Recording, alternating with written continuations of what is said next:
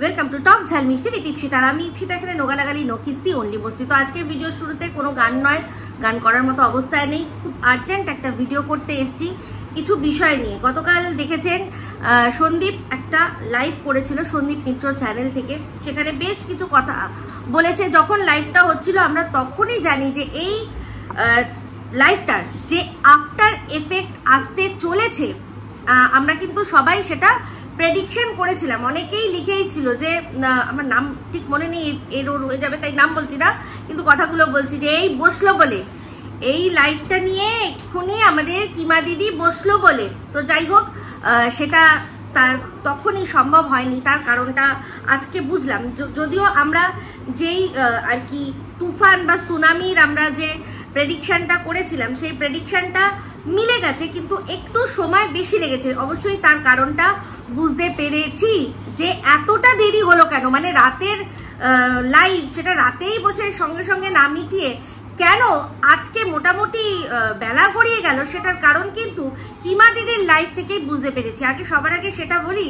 তো এই যে কিমা দিদি একটা কমিউনিটি পোস্ট দিয়েছিল যে শরীর ভালো নেই, মনে বিশারদ, বিশারদ, বিষাদগ্রস্ত না, কিমা দিদি বিশারদ হয়েছিল। ইয়েস ইয়েস ইয়েস, কিসের বিশারদ বলুন তো?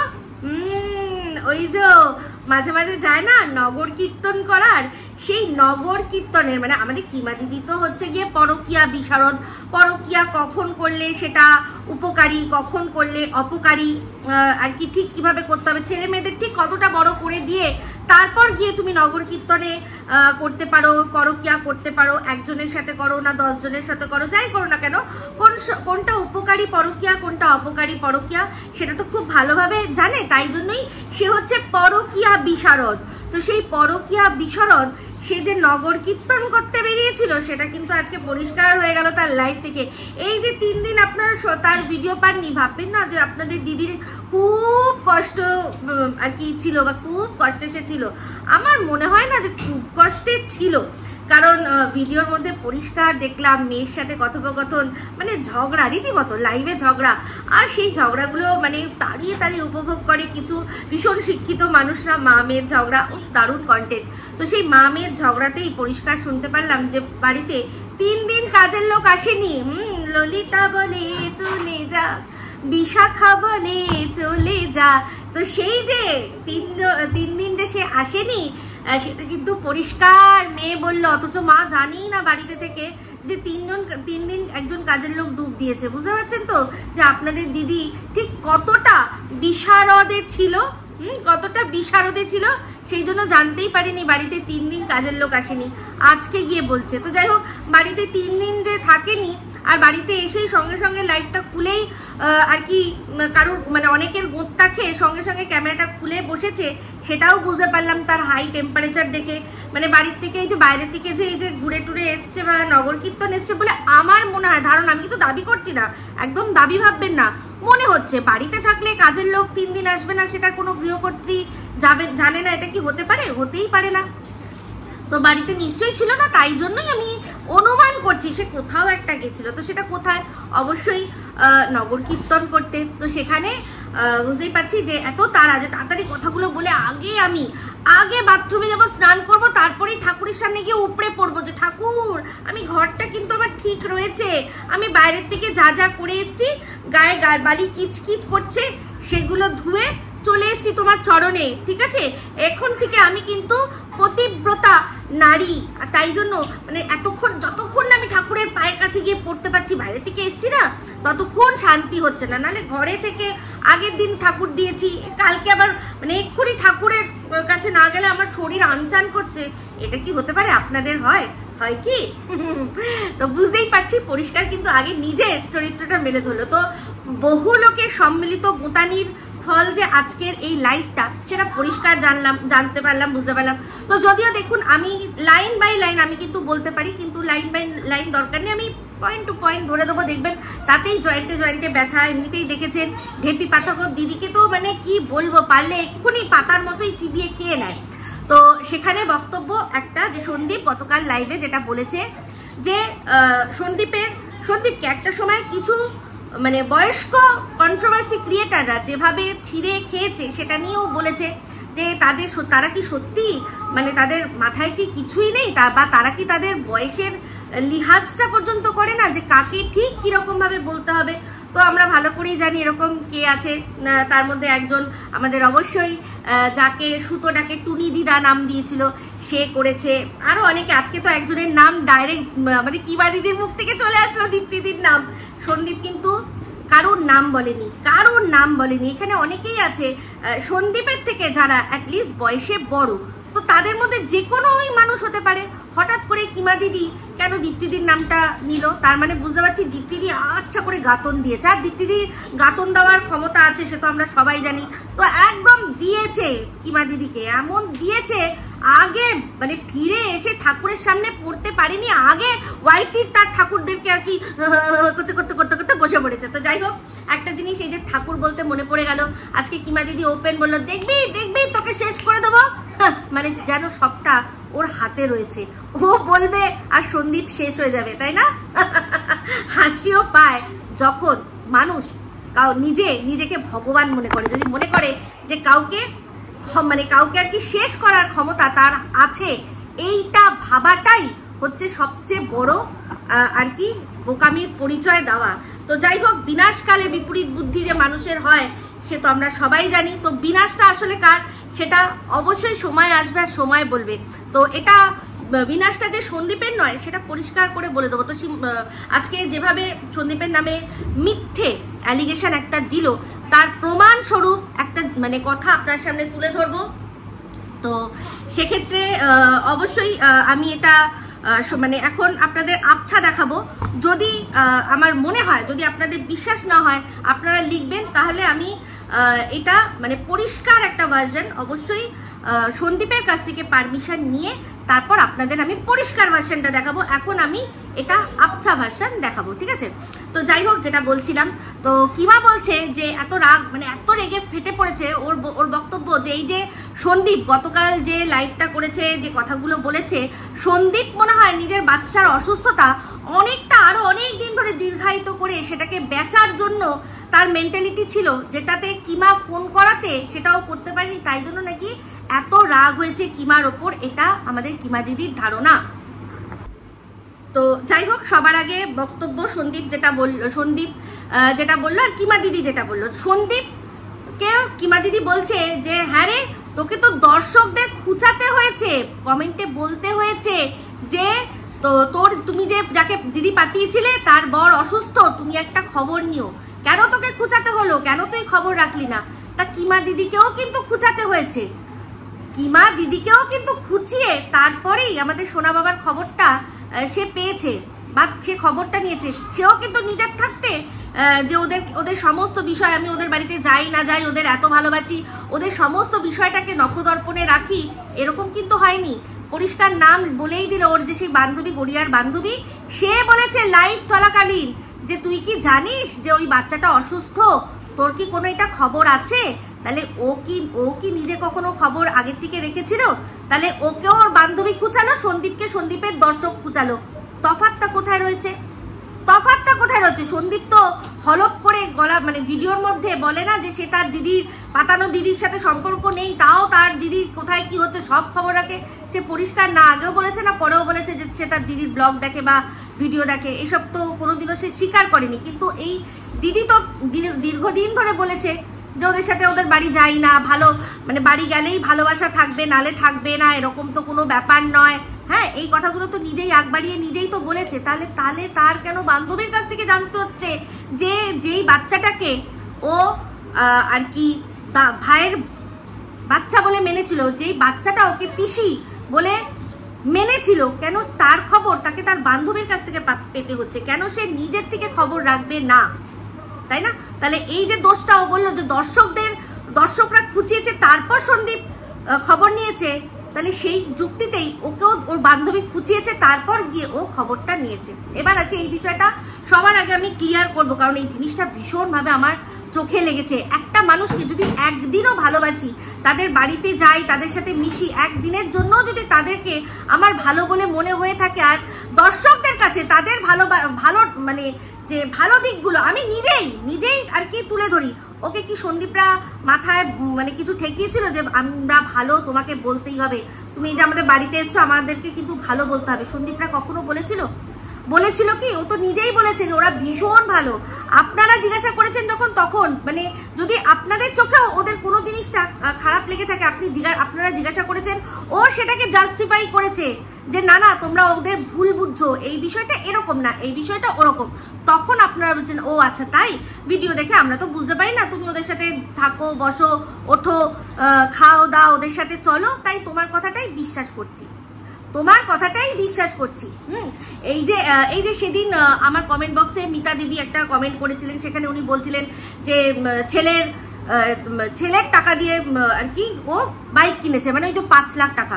তো 5 লাখ টাকা যেটা আর কি ধরুন বাচ্চার জন্য রাখা থাকে, আমার বাচ্চার জন্য কোনো টাকা রাখা থাকতে পারে, সে বা অন্য কারোর বাচ্চার জন্য রাখতে পারে না, আপনাদের বাচ্চার জন্য টাকা রাখতে পারেন, তাহলে সেই টাকাটা তার, সেই জন্য কি বাচ্চাটাকে তুলে হাতে দিয়ে দিতে হবে এখনই যে এই যে এটা তোমার টাকা, রাখো, এটা তোমার লাগবে না? তো বাবা মায়ের অ্যাকাউন্টেই তো থাকে। দেখতে হবে যে যখন তার দরকার পড়ছে টাকাটা, তখন বাবা মা টাকাটা দিচ্ছে কি দিচ্ছে না। এখন সেই টাকাটা সন্দীপ যদি তার বাইকের জন্য লাগিয়ে থাকে, যখন আমাদের সোনা বাবার আসল দরকার পড়বে তখন নেবে। তো সেইটার ক্ষেত্রেই উনি আরো লিখেছেন যে বাচ্চাকে ভালো স্কুলে পড়ানো হোক, এটা আপনার স্বপ্ন ছিল, মানে আমার কথা বলছে, কিন্তু বাচ্চাটাকে তো ভালো স্কুলে পড়ানো হচ্ছে না, এই কথাটা উনি লিখেছেন। তার উত্তরটা আমি দিতে পারিনি, সেই জন্য আজকে এই দিদির প্রসঙ্গ আসলো বলে তাই জন্য বলি যে এই দিদি কিন্তু খুদ গিয়ে ওই স্কুলটাকে ভালো বলে সার্টিফিকেট দিয়েছে, বলেছে যে স্কুলের বিল্ডিংটা তৈরি হচ্ছে, স্কুলটা খুব ভালো, যেহেতু এটা নতুন ব্রাঞ্চ যেটা কিনা ওদের বাড়ির সামনে, সেই জন্য স্কুলটা এখন ছোট, এরপর কিন্তু স্কুলটা অনেক বড় হবে। আর সত্যি কথা বলতে আমি নিজে এই জিনিসটা দেখেছি, একটা স্কুলকে ছোট থেকে বড় হতে দেখেছি আমি। আপনারা জানেন যে বাঁশদ্রোণী নাকতলা এরিয়ার আর কি আমরা, আমাদের বাড়ি বাঁশদ্রোণীতেও আছে, তো সেখানেও মহর্ষি বলে একটি স্কুল আছে, আমরা নিজের চোখে সেই স্কুলটাকে কি থেকে কি হতে দেখলাম। এরকম আরো অনেক স্কুল আছে যারা কিনা মানে প্রথম হয়তো ছোট্ট একটা বিল্ডিং ছিল, অত ভালো না, তারপর সেখান থেকে হঠাৎ করে নিজেদের একাডেমিক খুব ভালো, সেইটা জোরে কোথার থেকে কোথায় চলে গেল। তো সেখানে ও এখন সবে নতুন ব্রাঞ্চটা খুলেছে, পড়াশোনার মান, গুণগত মান খুব ভালো, সেটা সন্দীপের দর্শকরা এই দিদির মুখে শুনে তারা আপনারা বিশ্বাস করেননি। তাহলে তেমনি এই দিদি যেরকম এই বিষয়টার যেরকম সার্টিফিকেট দিয়েছে, তার সেরকম নানান রকম আজকে যে কথাগুলো বলছে, সেই কথাগুলোর মধ্যে আজকে যদি আপনারা প্রশ্ন তোলেন যে বাচ্চার ভালো স্কুলে ভর্তি হয় না, তাহলে তো বলবো যে এই দিদির কথা আপনারা তখন তাহলে বিশ্বাসই করেননি, তাহলে আজকে কেন বিশ্বাস করবেন? আজকে এই যে এই দিদি বলছে কি যে ওদের বাড়িতে কোন এক কাকু এসেছিল, সোফায় বসেছিল, আমি জানি না, মনে হয় কোন কাকুর কথা বলছে আমি ঠিক বুঝতে পারছি না, কিন্তু যেই হোক না কেন তার সম্পর্কে যাই বলুক না কেন, কিমা দিদি যে মিথ্যে কথা বানিয়ে বলতে পারে, তার জল জ্যান্ত প্রমাণ হচ্ছে গিয়ে আমি। আপনারা প্রত্যেকে দেখেছেন আমার বাড়িতে, আমার বাথরুমে মানি প্ল্যান্ট ওই আর কি হার্ড ড্রিঙ্কসের বোতলে রাখা আছে, সেই দেখেই ওর মনে হয়েছে যে আমরা বুঝি রোজ মদের বোতল খুলে বসি, আমি খাই, আমাকে ও পাতাখোর বলেছে। তাছাড়াও আমার মেয়ের সম্পর্কে যে কথাটা বানিয়ে মিথ্যে কথা তিলকে তাল করে বলেছে, তার জলজ্যান্ত প্রমাণ আপনাদের সামনে আমি তুলে দিয়েছি। তো মোদ্দা কথা এটাই যে ও এত মিথ্যেবাদী। সন্দীপ কিন্তু ওদের বাড়িতে যখন ও আসা বন্ধ ওর হয়ে গেছে, তখনই ও বুঝেছিল, তাই জন্যই কিন্তু সন্দীপ বলেছিল যে তুমি যদি বানিয়ে মিথ্যে কথাও বলো, তাহলেও দর্শকরা বিশ্বাস করবে। আর এটাই সত্যি।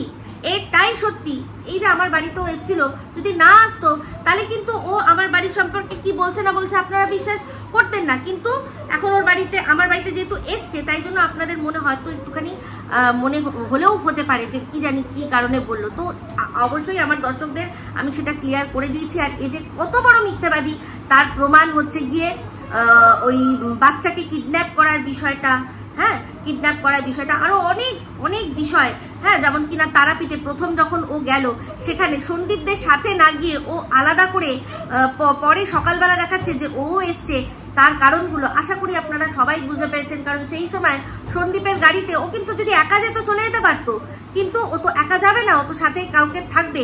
সেই জন্য সাথে যদি একজন থাকে তাহলে এতগুলো মানুষ তো গাড়িতে হবে না, সেই জন্য কি ওরা আলাদা একটা গাড়িতে গেছে। সেই জন্যই সন্দীপদের সাথে আশাটা ও দেখাতে পারেনি, বুঝতে পারছেন? সেই জন্যই এই যে তারাপীঠের রুম, চিন্তা করে দেখুন তো, দুটো রুম বললো, দুটো রুম। প্রথম যখন এই একটা রুম দেখে আমাদের সুতো সহ অনেকেই বলেছিল বাবা একটা রুম, তার মধ্যে তোমরা কিভাবে শুলে? হ্যাঁ, তার মানে কি লাইট অফ হলো অমনি সন্দীপ মাকে টপকে টুক করে দিদির পাশে এসে শুয়ে পড়লো? তা চিন্তা করে দেখুন তো। সেই জন্যই কিন্তু পরবর্তীকালে সকালবেলা দিদি যখন এসটি নিজেকে দেখালো, তারপরের দিন দুটো রুমও মানে আর কি দেখিয়ে দিতে বাধ্য হলো, কারণ নালে প্রশ্ন উঠছিল। তাহলে চিন্তা করে দেখুন তো, দুটো রুম যে নেওয়া হয়েছিল সেখানে কিভাবে থেকেছে, কিভাবে থেকেছে আমি একটা অনুমান করি। সন্দীপরা যেই আর কি রুমটা দেখিয়েছিল, একটা রুম প্রথম যেদিন, সেখানে ছিল একটা ডবল বেড, আর একটা হচ্ছে গিয়ে দুটো ডবল বেড, সরি দুটো ডবল বেড, মাঝখানে একটুখানি প্যাসেজ, এই হচ্ছে ওদের, আর বাথরুম ছিল, এই হচ্ছে ওদের রুম ছিল। আর আরেকটা যেটা রুম ছিল সেটাই ছিল কি একটা ডবল বেডের রুম ছিল। তাহলে কিভাবে কে শুয়েছে? আমার যতদূর মনে হয় শিলা দেবী আমাদের সোনা বাবাকে নিয়ে শুয়েছে, আর সন্দীপ আর সন্দীপের বাবা মনে হয় একটা খাটে শুয়েছে। তাহলে ওই আরেকটা যে রুম, সেই রুমে কিমা দিদি একা থাকলো? আজকে কিমা দিদি বলছে বলবো কাকুর কথা কি হয়েছিল বলবো, তুই শুধু বললি। আজকে আমি দর্শকদের একটা জিনিস আর কি বলবো, শেয়ার করব, কিন্তু সেটা আমার ইষ্ট স্বয়ং মহাদেবকে সাক্ষী রেখে আমি আজকে এই কথাগুলো বলছি। যে কথাগুলো আমি বলবো এখন আপনাদের সাথে, সেটা সন্দীপের পরিবারের সন্দীপের মা বা সন্দীপের বাবা কেউ আমার সাথে শেয়ার করেনি। হ্যাঁ, এসছে, এই কথাটা আমার কাছে এসছে কোনো এক সূত্রে এসছে, আর সেটা অবশ্যই কোনো থার্ড পার্সন, মেবি যেখানে এটা তারাপীঠের ঘটনা, তো মেবি তারাপীঠে যেখানে ওরা ছিল সেখানে পরবর্তীকালে আমারই কোনো হয়তো পরিচিত মানুষ, সে হয়তো থাকতে পারে, বা যে কোনো ভাবে যেইভাবেই হোক না কেন সন্দীপের তরফ থেকে আমার কাছে এই কথাটা আসেনি, সন্দীপের কাছে বা সন্দীপের মা বাবা কারোর কাছে আমি এই কথাটা শুনিনি। আচ্ছা কি মা, তুই বলতো, এই যে তুই আলাদা করে যখন গেলি, আরেকটা গাড়ি ছিল সাদা, সেই গাড়িটা, ঠিক আছে, এই গাড়িটা কিন্তু আমি এর আগেও যখন ওর বর অসুস্থ ছিল, যখন ছিল না, তখন এই ধরনেরই একটা গাড়ি ছিল, কিন্তু আমি জানি না এটাই সেই গাড়িটা কিনা, কিন্তু সাদা একটা সেডান গাড়ি, যে গাড়িটা কিনা ওই ভাড়ায় খাটে, সেরকম ধরনের একটা গাড়ি নিয়ে কিংবা সবসময় ঘুরঘুর করে। যাই হোক, আমি যখন ওর সাথে ছিলাম, সেখানে যে লোকটা ছিল সেটা গুয়ে সাপ বলে, আমি জানি না, আমি মুখটার দিকে তাকাইও নি, সে যদি পরবর্তীকালে আমি জানতে পারি সেই গুয়ে সাপটাই হয়ে থাকে, আমি অবাক কিন্তু হব না, কিন্তু সেই লোকটার দিকে তো আমি ভালোভাবে তাকাইনি। ড্রাইভারের চোখেই দেখেছিলাম, আর সে ঘুমে কাতুর ছিল। তাকে বলেও ছিলাম যে দাদা সাবধানে নিয়ে যাবেন, কিন্তু গাড়ি ড্রাইভ করবেন সাবধানে, আপনি তো দেখছি ঘুমাচ্ছেন। তো যাই হোক, সেক্ষেত্রে যখন ও আর কি বরকে ভর্তি করে দিয়ে ও গাড়ি নিয়ে বেরিয়ে যাবে, আমরাও ভোর অব্দি থেকে বেরিয়ে গেলাম। তো যেহেতু ও কিছু নিয়ে আসেনি, ও বাড়িতে আসলো। তো যাই হোক, সেক্ষেত্রে যখন সন্দীপদের ওখানে ও গেছিল তারাপীঠে, সন্দীপরা তো নিজের ফ্যামিলি একাই গেছিল গাড়ি নিয়ে। তো তারপর যখন পরবর্তীকালে কি বলেছিল কিমা, যে আমি গেছি, সাথে সাবস্ক্রাইবার গেছে কিছু, তারা মুখ দেখাতে চায় না। তারা কোন ছিল রে সাবস্ক্রাইবার? কজন সাবস্ক্রাইবার ছিল? কোনো মেয়ে ছিল কি তোদের সাথে? এটুকু তো আমি 100% শিওর, ওখানে তুই যে সাবস্ক্রাইবারের সাথে গেছিলি সে কোনো মহিলা বা মেয়ে নয়, অবশ্যই একজন পুরুষ সাবস্ক্রাইবার। হলে এই যে তুই মুখ খুলবি বললি না, দেখ মুখ আমি খুলে দিলাম।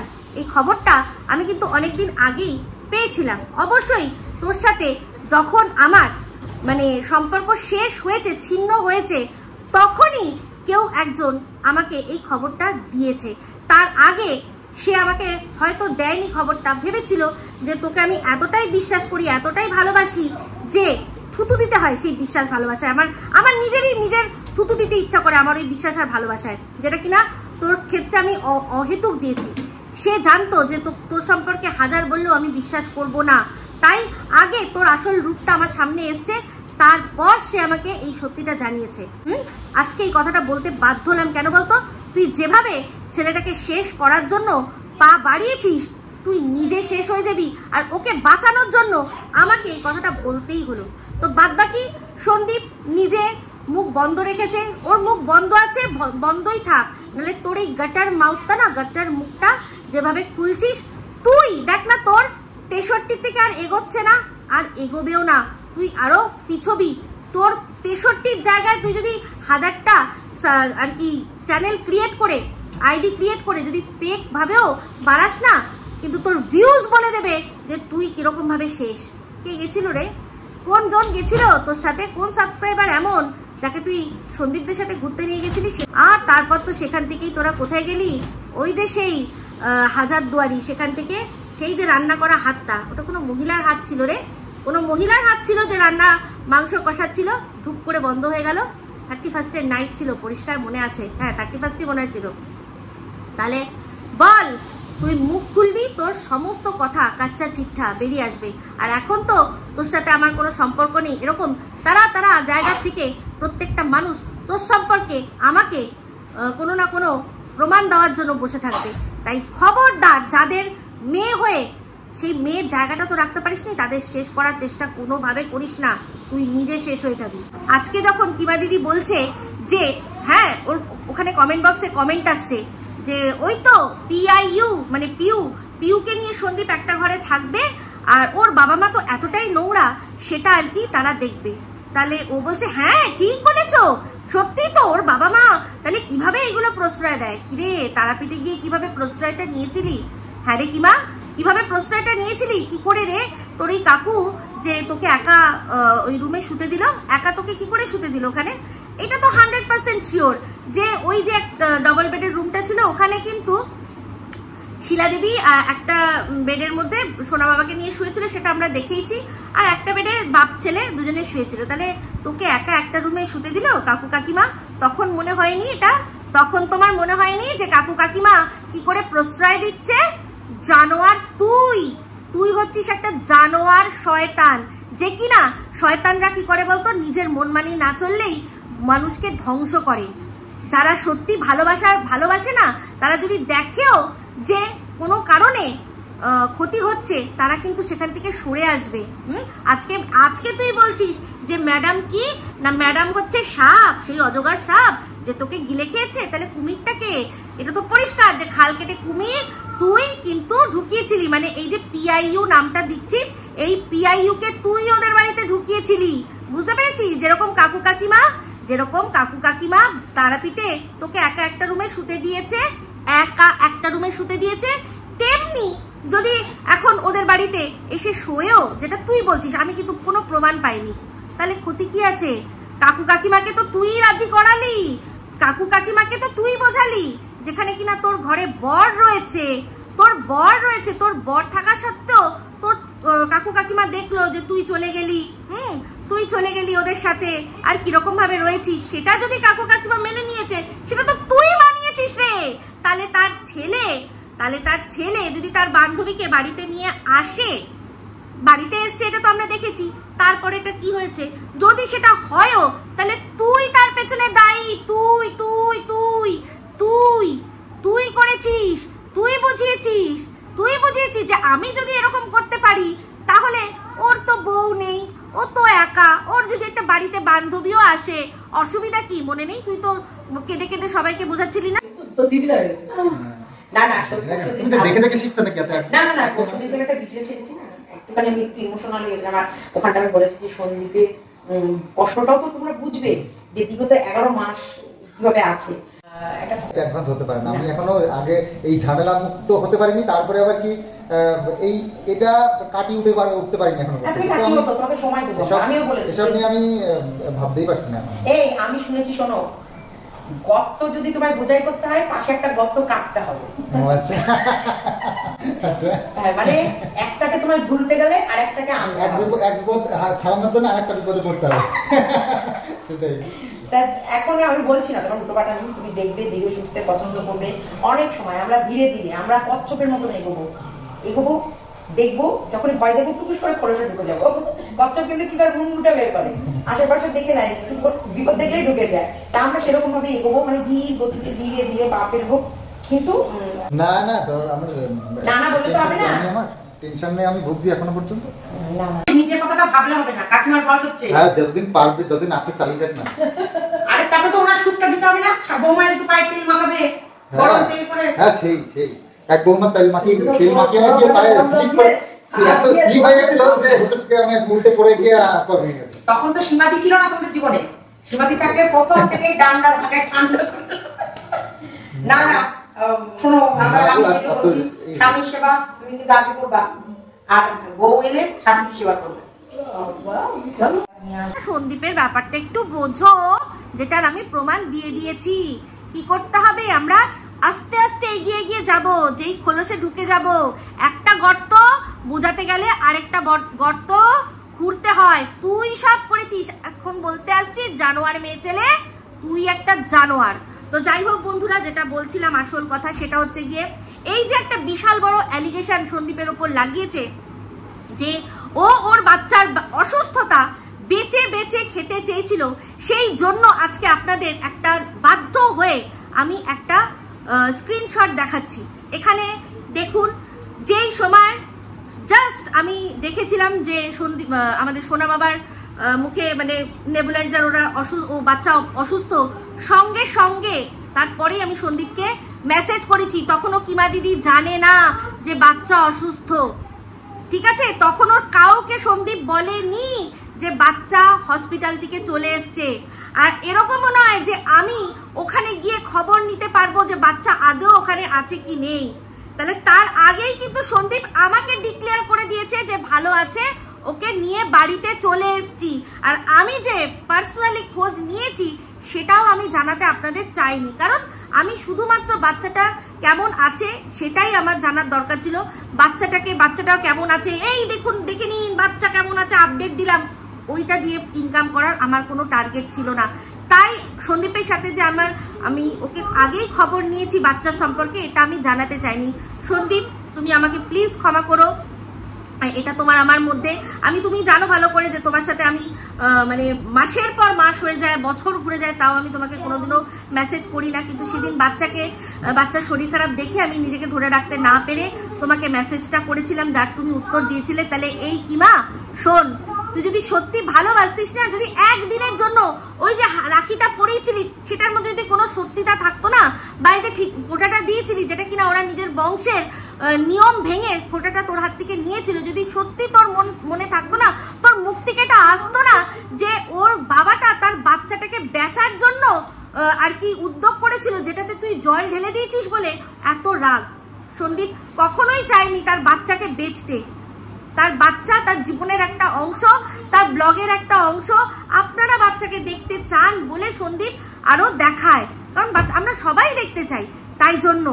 তাহলে এই জিনিসটা দিয়ে আপনারা বুঝে নিন যে এই কিমা কতটা ডেঞ্জারাস, কতটা অসভ্য, কতটা নোংরা মহিলা, যে এটা মাথায় আনতে পারে যে মানে আমি তো স্বপ্নেও আনতে পারবো না বাচ্চাটাকে নিয়ে এই বাবাটার। আমি এতটা সংঘর্ষ দেখেছি আমার সাথে সন্দীপ যদি আমাকে মানে সামনে দাঁড়িয়ে অপমানও করে দেয়, তাও আমি এটা কোনোদিনও মাথায় আনতে পারবো না যে ওর বাচ্চার প্রতি মেন্টালিটি আনবে। আজকে বাধ্য হয়ে আপনাদের সামনে আমি এই জিনিসটা স্বীকার করলাম, নাহলে এটা আমি কখনোই স্বীকার করতাম না। এটা জাস্ট বাচ্চাটার খবর নেওয়ার জন্য, শুধু ওইটুকু কথা যে আমি শুধু বললাম যে বাচ্চা, আমি বলে দিচ্ছি, আমি জিজ্ঞাসা করলাম সন্দীপ বাচ্চা এরকম দেখলাম কেমন আছে, বললো হ্যাঁ দিদি ভালো আছে, ওকে বাড়ি নিয়ে চলে এসেছি, ঠিক আছে। আমার কিন্তু এই সময় কিমা জানেও না যে বাচ্চা অসুস্থ, তো জেনেছে তার পরের দিন, এটা তার পরের দিন ও জেনেছে, এটা আমি সেদিনকারই ঘটনা। তো যাই হোক, সেক্ষেত্রে ও আমার আগেই ডিক্লেয়ার করে দিল যে বাচ্চা বাড়ি চলে এসেছে। তাহলে ও কি করে এটা মানে ভাবলো কি করে যে ও হসপিটালের নাম করে বাচ্চাকে দিয়ে ভিউজ কামাবে, ভিউজ লুটবে? তো কতটা নোংরা না। ও বলছিল না যে তুই যত মুখ খুলবি তত আমার পক্ষে সুবিধা হবে, না রে, তুই যত মুখ খুলবি তোর গাটের মুখ ততটা সুবিধা হবে তোর আসলি মানুষকে দেখানোর। বলছিলি না আমেরিকা, শুধুমাত্র আমেরিকা, ইংল্যান্ড, জার্মানি, ফ্রান্স, সেখানকার দর্শকরাই তোর কাছে দর্শক। বল আমাদের ভারতবর্ষে যারা বা বাংলাদেশ, সেগুলোই তোর হচ্ছে দর্শক। যারা ভারতবর্ষ থেকে ওকে ভালোবাসে তাদের ভালোবাসার দাম তুই কোনোদিনও দিস না। দূর থেকে তারা আমেরিকা, লন্ডন থেকে দেখছে বলেই তারা বাচ্চাকে বেশি ভালোবাসে। এইটা নিয়ে আমি আরেকটা কথা বলি। গতকাল আমার একটা ভিডিওর মধ্যে আমি বলেছি যে এই যে বাইরে গিয়ে কাজ করে, হ্যাঁ, সেটাকে আপনাদের মনে হয়েছে, একজনেরই মনে হয়েছে যে হেও করেছি। নো, আমি বাইরে গিয়ে কাজ করাটাকে হেও করিনি, কারণ বাইরে যেতে গেলে অবশ্যই অনেক আর কি, সেখানে সেই রকম কাজ করতে গেলে অবশ্যই অনেক মেধা লাগে, কিন্তু চিপ লেবারসরাও কিন্তু ভারত সহ এশিয়ার বিভিন্ন কান্ট্রি থেকে, বিভিন্ন আর কি আমেরিকা, ইংল্যান্ড, অন্যান্য জায়গাও কিন্তু কাজ করে চিপ লেবারসরা। আমি সেই অর্থে ওকে বলেছি, কারণ সে ওই চিপ লেবার হয়েই কিন্তু গিয়ে সেই দুবাইয়ে করে বলে, কাজ করে বলে এখানে যারা আমরা থাকি, মানে আমাকে তো ভিখারি বলেছে, সেই জন্যই বলেছি। বাদ বাকি আমি জানি যে বিদেশে গিয়ে সেরকম ভাবে কাজ করতে গেলে মেধা লাগে। আমাদের বিদেশে যত বড় বড় রিসার্চার, যত বড় বড় ডাক্তার, ইঞ্জিনিয়াররা সব কিন্তু ভারত থেকেই পড়াশোনা করে তারপর বিদেশে গিয়ে প্রতিষ্ঠিত। তো প্রতিষ্ঠা লাভ করতে মেধা লাগে, তাছাড়াও চিপ লেবার্স থাকে। তো সেই চিপ লেবার্স হিসেবে ওই পার্টিকুলার একটা মানুষকে বলেছি, লেবাররাও কিন্তু ভালো, লেবাররা খারাপ না। কিন্তু যার বউ আর কি মানে মনে করে যে দুবাই না গেলে জীবনে অ্যাচিভমেন্ট হয়নি, বা গয়নাগাটি না থাকলেই সে গরিব, হ্যাঁ, তো আমি তার বা চাল অনেক একসাথে অনেক চাল না কিনলেই সে গরিব, সেই জন্য তাকে বোঝানোর জন্য সেইভাবেই বলেছি, অন্য কোনো মানুষকে নয়। তবে এই কথাটা তার নিচেই রত্নাদিও যেটা লিখেছে যে যদি আপনি মনে করেন যে শুধুমাত্র বিদেশে গেলেই তাদের মেধা আছে, তাছাড়া ভারতে যারা রয়েছে তাদের মেধা নেই, তাদের একবার আবারও চিন্তা করতে বলবো। কারণ আমাদের দেশের ইসরোতে এখন যেভাবে কাজ হচ্ছে সেখানে সব আমাদের ভারতীয়রাই কিন্তু কাজ করছে। আমি ওই জায়গাটা দেখালাম, তাছাড়া তো আরো অনেক জায়গা রয়েছে। আমাদের দেশেও এখন সিলিকন ভ্যালির মতো জায়গা তৈরি হয়ে গেছে, প্রায় হচ্ছে, তাই না? তাহলে সেক্ষেত্রে ভারতেও যারা আমরা এখানে যারা কাজ করছে নিজের জায়গায় প্রতিষ্ঠিত, তাদের প্রতিষ্ঠাটাও কিন্তু শুধুমাত্র তারা বিদেশে যেতে পারেনি বলে তাদেরকেও কিন্তু হেয় করাটা ঠিক নয়, তাই তো? যাই হোক, যারা বিদেশে থাকেন, যারা এদেশে থাকেন, সবাইকেই বলবো যে আশা করি আপনার বিষয়টা বুঝবেন। আর আমি জানি গুণীজন বা বিদ্যাবান পূজিত জগতে, রাজা শুধু নিজের রাজ্যে পূজিত, রাজা পূজিত রাজতে, নিজের রাজ্যতে, আর গুণীজন পূজিত সারা বিশ্বে। তাহলে অবশ্যই যারা গুণীজন আছে তারা সারা বিশ্বে, দেশে বিদেশে তারা নাম করবে। কিন্তু যাকে আমি যে মিনটা করে বলেছি, আমি তার জন্য একটু অনুতপ্ত নই, সে সেটাই শোনার যোগ্য। তো যাই হোক, যে বিষয়টা নিয়ে বলছিলাম, তো এই যে বাইরে থেকে যারা থাকে তাদেরকেই শুধু তোল্লাইবাজ, কারণ সেখান থেকে আসে বেশি, না রে, আসে বেশি, তারা দেয় বেশি, তাই জন্য তাদের ভালোবাসাটাকে বেশি দাম দিতে হবে। তো তারা সেখানে বলছে যে এরা দেখো আমাকে ভালোবাসে, ওদের মানুষ কিন্তু আমাকে ভালোবাসে। কেন ভালোবাসে?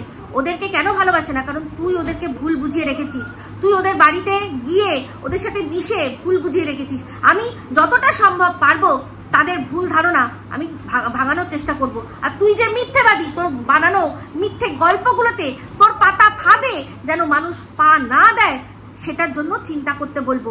এই যে কথাটা বললি যে সন্দীপ তার বাচ্চাকে বেচার জন্য একটা ফন্দি ফিকির করেছিল, এটা সম্পূর্ণ মিথ্যে কথা, প্রমাণ সহ আপনাদের কাছে আজকে তুলে ধরলাম। আমি এটা বলতাম না, কিন্তু একটাই কথা চিন্তা করুন, ও যদি সত্যি এই পরিবারটাকে, যেই পরিবারটাকে আপনারা ভালোবাসেন বলে ওকে ভালোবেসেছেন, চিন্তা করে দেখুন, ও সত্যি যদি তাদের ভালোবাসতো, একদিনের জন্য যদি ভালোবাসতো, তাহলে আজকে এটা বলতে পারতো যে যেটুকু করে খাচ্ছিস সেটুকু ও ছিনিয়ে নেবো। ও কে ছিনিয়ে নেওয়ার? ও কে ছিনিয়ে নেওয়ার? ও ভগবান? ও কি ভগবান যে ও ছিনিয়ে নেবে? শুধুমাত্র এই যেসব মানুষরা, যেসব মানুষদের সাথে ওর ভালো সম্পর্ক, অবশ্যই তাদেরকে কন্টেন্টও দেয় আর তাদের দিয়ে ভিডিও করায়, হয়তো নির্দেশ দেয় না, কিছুজনকে নির্দেশ দেয়, সেখান থেকে ভিডিও হয়। আর তারা যখন গাতন দিচ্ছে তখন এসেছে সন্দীপকে ফিরাতে। তুই সন্দীপের সম্পর্কে বল, তুই বল। আমি এটুকু বলতে, আমি জানি না যারা সন্দীপকে ভুল বুঝেছে তারা আর ফিরে আসবে কিনা, কিন্তু এটুকু আমি লিখে দেব যে যারা এখন অব্দি সন্দীপকে বুঝেছে, একটা মানুষও তোর কথা শুনে সন্দীপকে ছেড়ে যাবে না। এইটা আমি কথা দিয়ে আমি দাবি করে বলছি, কারণ সেই ছেলেটাকে দেখেছি তুই কিভাবে তাকে এক্সপ্লয়েট করেছিস। হ্যাঁ, ও কচি বাচ্চা নয়, এটা আমরাও জানি কচি বাচ্চা নয়, কিন্তু ওই যে মানুষের এক একটা জীবনে দুর্বল মুহূর্ত আসে। আর যেভাবে এই যে তুই আজকে বলছিলি না, ফোন কেন করেছিলি, আমাকে কেন ফোন করেছিলি, হ্যাঁ, মানুষের জীবনে ভুল হয়, কিন্তু কথায় বলে না যে তখন মানুষের হয়তো এত মানে একজন গেছে যে আমাদের সম্পর্কে কোনো খোঁজ এরকম নিল না, তার কোনো স্বার্থ নেই। তুই তো নিজেই বলেছিস কিভাবে তুই ওদের কাছে আপন হয়েছিস, তুই তো নিজে বলেছিস যে আমি যদি প্রথম দিনই বসে ওদেরকে সব জিজ্ঞাসা করতে চাইতাম তাহলে ওরা গুটিয়ে যেত, ওরা কথাটা বলতো না। তুই তো নিজে নিজের যেভাবে আর কি ওদের বিশ্বাস অর্জন করেছিস তুই তো নিজে বলে দিয়েছিস, আজ তাহলে কেন আবার প্রশ্ন করছিস? নিজেই নিজের ওপর প্রশ্ন তুলছিস। তুই নিজে গিয়ে এই যেসব মানুষরা আছে না, যেসব মানুষরা আছে যারা কিনা তোর কথায় ওদের জাজ করে, তারা সেই মানুষগুলো সব হয়তো ভুলে গেছে তুই কিভাবে ওদের সম্পর্কে বিষ ঢেলেছিস আর ওদেরকে তুই কিভাবে ওদের বিশ্বাস অর্জন করার পর তারপর। তো যাই হোক, সবশেষে আসি, তুই কাকুর কথা বলছিস, তোর কাকুর কথা। তোর কাকু তিনি ভালো মন্দ পরের কথা, সবচেয়ে বড় কথা একটা মানুষ যে কিনা বাড়ির ঘরের কথা অন্যের সাথে শেয়ার করে, সে আর যাই হোক সে বিচক্ষণ নয়। যে সময় সন্দীপকে শেষ করার জন্য পাশের দেশ থেকে ভিডিও আসছিল, তুই অবশ্যই তার নেপথ্যে ছিলি। সেখানে সে বলছে কি করে যে বাবার সাথে ছেলের কথা নেই, পিউকে বাবা সহ্য করতে পারে, মানে তোর কাকু যে পিউকে সহ্য করতে পারে না, সন্দীপের সাথে কথা বলে না। সেই খবরগুলো কি করে আসছিল রে, কি করে আসছিল? এই যে বলতে বসেছিস না যে কাকু কেন ফোন ধরেছিল, আমি এই কথাটা বলছি, ইয়েস 100 বার বলেছি। যদি কোনোদিনও ওনার সামনাসামনি বলবো, দাঁড়িয়ে বলবো যে যে যে যে বা যারা আপনার ছেলেকে, আপনার পরিবারকে শেষ করতে চাইছে, আপনার ছেলে শেষ হলে আপনার প্রিয় নাতি তারও ভবিষ্যৎ অন্ধকারে চলে যাবে, আপনি তাদের মদত দিচ্ছেন, আপনার সাথে ছেলের সম্পর্ক ভালো না সেটা তাদেরকে আপনারা জানাচ্ছেন। তা তো একদম বলছে, কথা হয়েছে সেইভাবে বলছে। তাহলে কাকে জানিয়েছে? তোকে ডাইরেক্ট ফোন করে জানিয়েছে না তোর পাশের দেশের ওই স্লেভকে, চাকরটাকে জানিয়েছে? কাকে ফোন করে জানিয়েছে? তাহলে যে মানুষটা এটা করে সেই মানুষটা আর যাই হোক সে বিচক্ষণ নয়। বাড়ি ফ্যামিলি এটাই হয় যে ফ্যামিলির সাথে দাঁড়িয়ে চলবে। আর যদি তার কোনোভাবে কোনো জিনিসে আপত্তি থাকে সে তার ফ্যামিলিকে বলবে। তার ওই ফ্যামিলিতে কথা চলে না বলে ঘরের কথা নিয়ে বাইরে লাগাবে, এইটা কোনো ভালো মানুষের পরিচয় নয়। পরিষ্কার বলবো, তাতে ও সন্দীপের বাবা রাগ করলে করুক, সন্দীপের মা, সন্দীপ যে আমার উপর রাগ করে করুক, আমি সত্যিটা সত্যি বলতেই ভালোবাসি।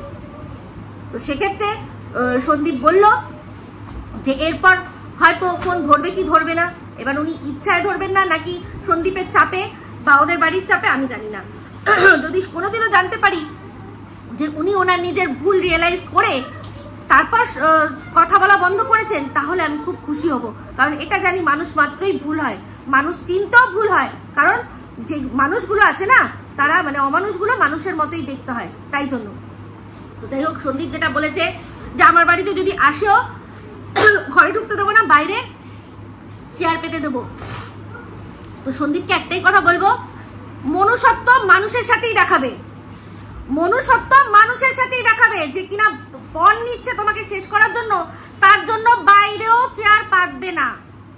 যদিও এখন আঙুর ফল টকের মতো বলেই দিয়েছে, কে যাবে রে, কে যাবে না, তুই যাবি না, তুই এখানে বসে ওদের শেষ করার যোগ্য করবি, তুই কর, আমি তো বললাম তুই কর। মানুষকে শেষ করার জন্য যে উদ্যোগ নেয় না, তার উল্টি গিনতি শুরু হয়ে যায়, আর তোর সেটা হয়ে গেছে, শুধু দেখতে থাক। তো যাই হোক বন্ধুরা, আমার শরীরটা খুব একটা ভালো না, এই বলেই ভিডিওটা গলায় আমি যাই না, গলায় আমার একটা প্রবলেম চলছে। তো এই বলেই ভিডিওটা এখানে এন্ড করছি। যদি ভালো লাগে তাহলে অবশ্যই লাইক, শেয়ার, কমেন্ট করতে ভুলবেন না। যারা চ্যানেলটা সাবস্ক্রাইব করেননি তারা সাবস্ক্রাইব করে নেবেন। সবাই ভালো থাকবেন, সুস্থ থাকবেন। আবার আসছি খুব শীঘ্রই একটা নতুন ভিডিও নিয়ে। Me Ipsita signing off. Love you all.